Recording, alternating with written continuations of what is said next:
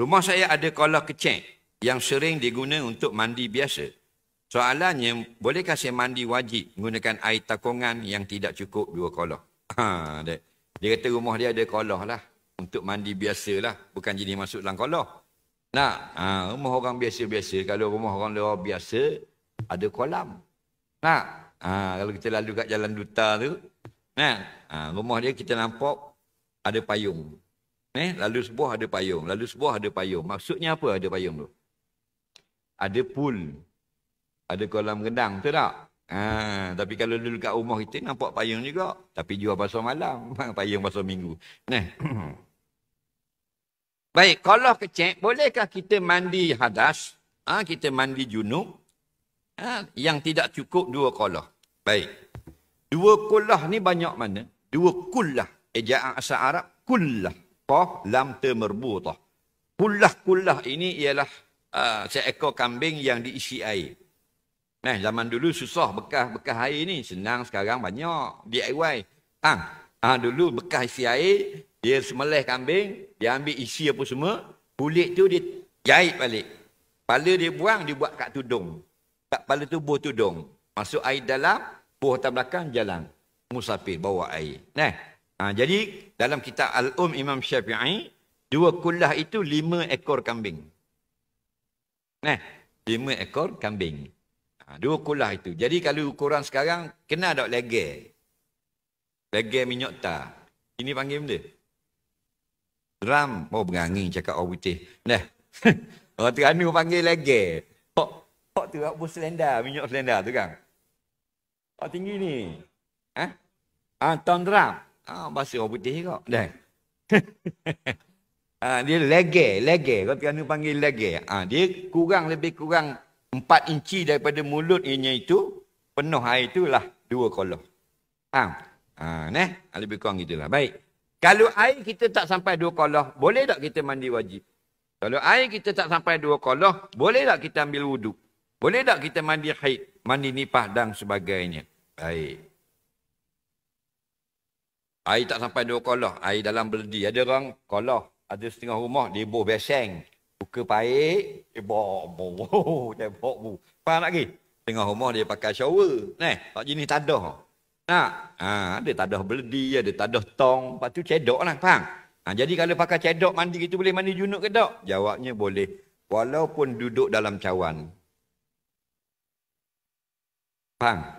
Sebab maksud 2 kolah ini bukan maksudnya tidak sah digunakan untuk mandi kalau tak sampai 2 kolah.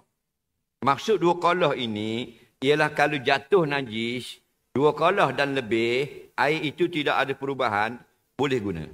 Kalau air yang tak sampai 2 kolah, jatuh tahi cicak, tahi ayam, tahi tiku, maka air itu rosak. Itu maksud dia. Adapun dalam bab mandi junub wuduk tak ada masalah. Faham? Dia mandi junub air secawan, contoh.